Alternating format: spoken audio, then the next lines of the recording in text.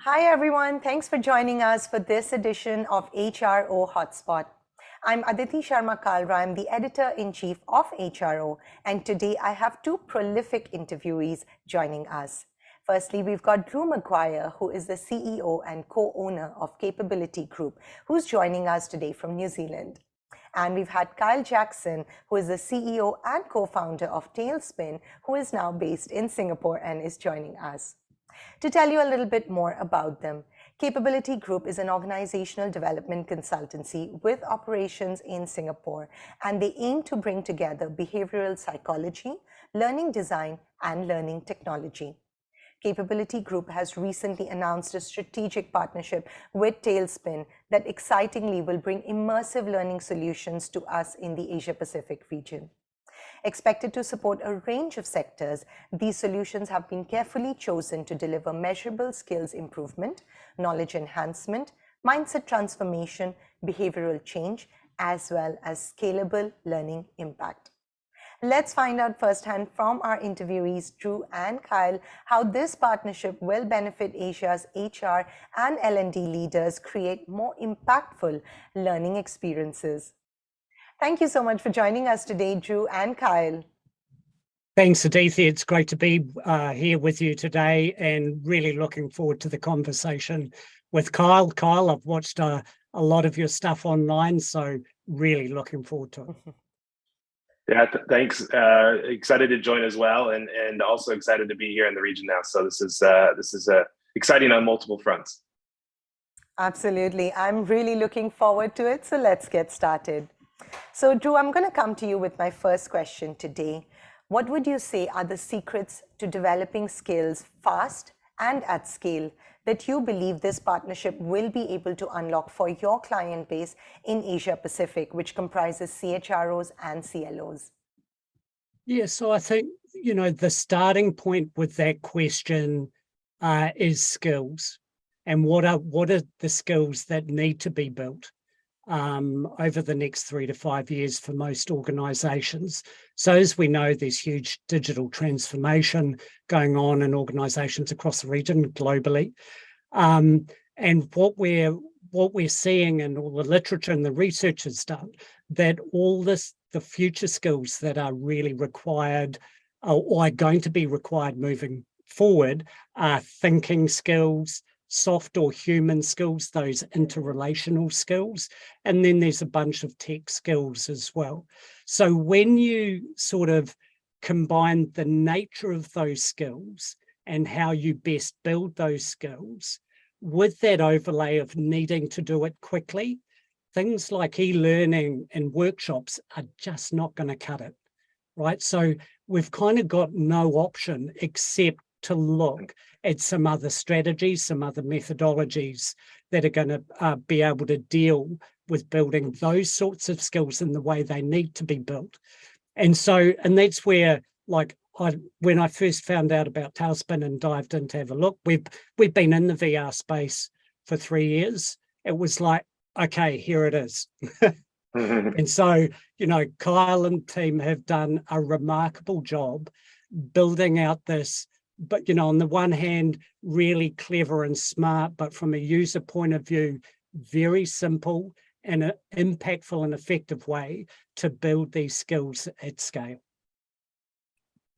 I think it's amazing how the team has started keeping the user in mind, keeping the learner in mind. And I think that's really what's going to go a long way in delivering that effective learning that you talked about. I think, sorry, Aditi, can I just add to that? There is something that, we always think about when we're designing learning solutions for clients, and it is the learner expectation. So there are still a lot of people, and particularly across the region, that have this expectation that learning really only happens when you've got a guru standing at the front of the room, espousing everything that they know about the world. And you go, yeah, okay, that was a great session. I learned a lot. And they never really, flip over to applying that learning on the job. So one of the jobs that I think we need to do, and I'm sure Kyle would agree with this, is we need to shift people's expectation of what learning is.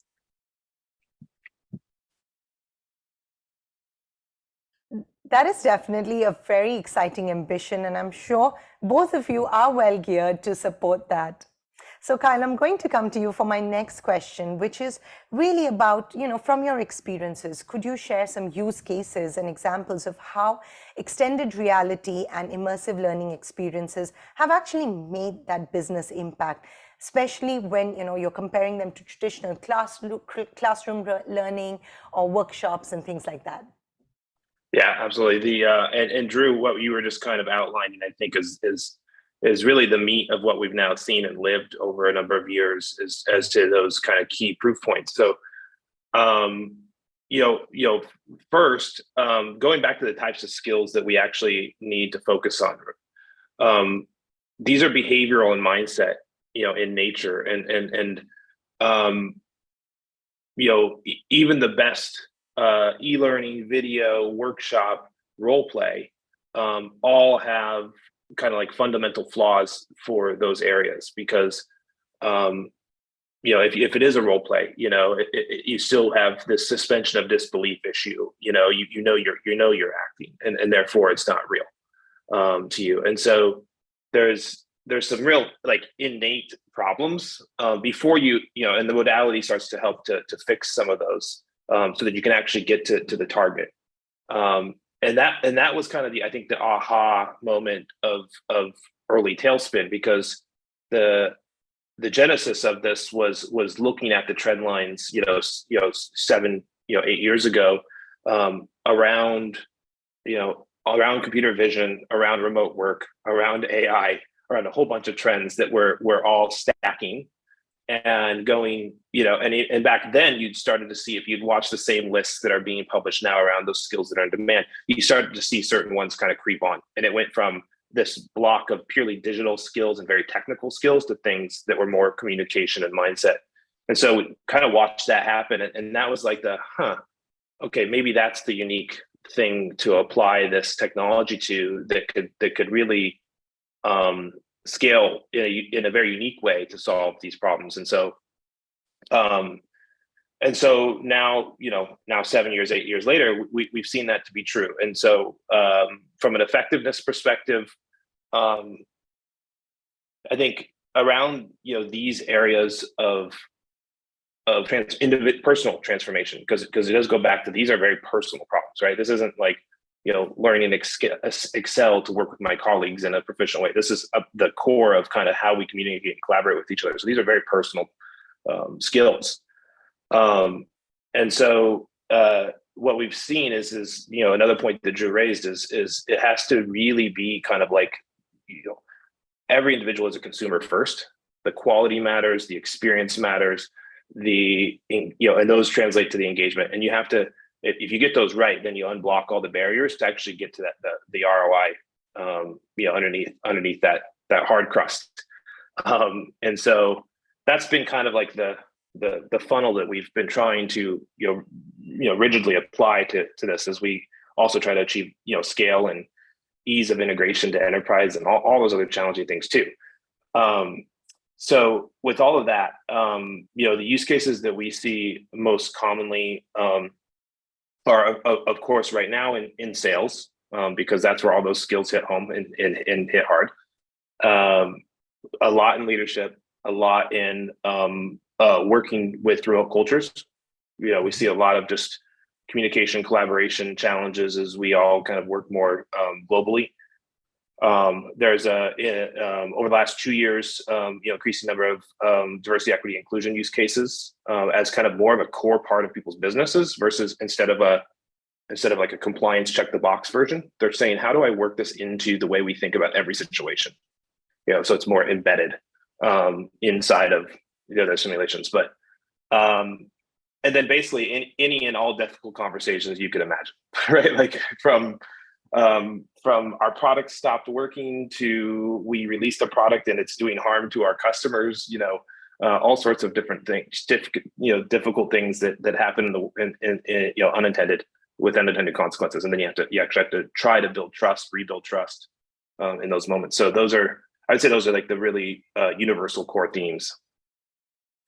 That's fantastic because, we are in a world where these skills are now very much in demand. Like you said, they've been rising up the ranks, on these ratings and rankings. And, we call them personal transformation skills, human skills, creative leadership skills, which I do believe are so very useful. They are industry agnostic, role agnostic. Yeah. But thank you so much for giving us a drill down on specific cases where they will be most effective. Now, Drew, I'm coming to you for my last question. How will you, and through this partnership, ensure that learning experiences remain inclusive as well as accessible to all learners regardless of their backgrounds, skills, or abilities? Yeah, it's an interesting question. I mean, I'm sure Kyle will have a take on this one as well. From my point of view, I guess what we're interested in at Capability Group is having a broader positive impact as possible, right? And so I guess what that means is we're all about democratization of learning within a corporate environment, and therefore every employee, no matter what their role, having access to the learning that they need at the point in time that they need it, right? So we're constantly looking for solutions and strategies to support clients to do that. And that's the accessibility lens. We sort of come at it, invest in every employee, invest in your front line. For example, lots of money gets poured into senior execs, but actually the sorts of skills that both Kyle and I have mentioned apply to every employee, and to ensure that those people adapt with your organization as you roll, and that they keep their skills relevant so that they continue to be employable, is going to be really, really important. So our job as consultants and as business development people and specialists in this space are often trying to convince our corporate clients to make those sorts of investments in every employee. I think I was just going to add to that. Another one of the unique natures to this is the kind of high impact programs that leaders and high potential first time managers and things like that have had in business for a long time. Those have been effective programs developing those individuals, but they don't reach very deep into the organization. And right now you've got I think I think we, all of us as a society, have a challenge in that this skill shift is happening as we've also had a deficit, of focus on these skills in our just personal lives, right? We've got more digital innate. Our communication is shorter, via text, not in person. We don't come into conflict. We solve things a lot of different ways. There's some really great things that came from that too, but in general, we now have a deficit of experience in our younger people in these areas. And that's directly in conflict with the fact that these programs don't reach down into the workforce.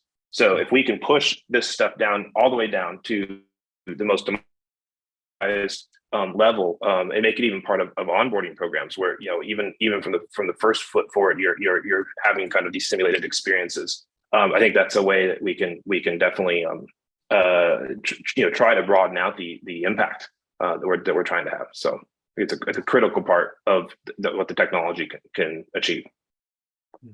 It's so heartening to see that both of you have talked really about the democratization of learning and making sure it is accessible to every learner in the organization when they need it and across all levels. So it really goes beyond some of the traditional programs of yesteryear.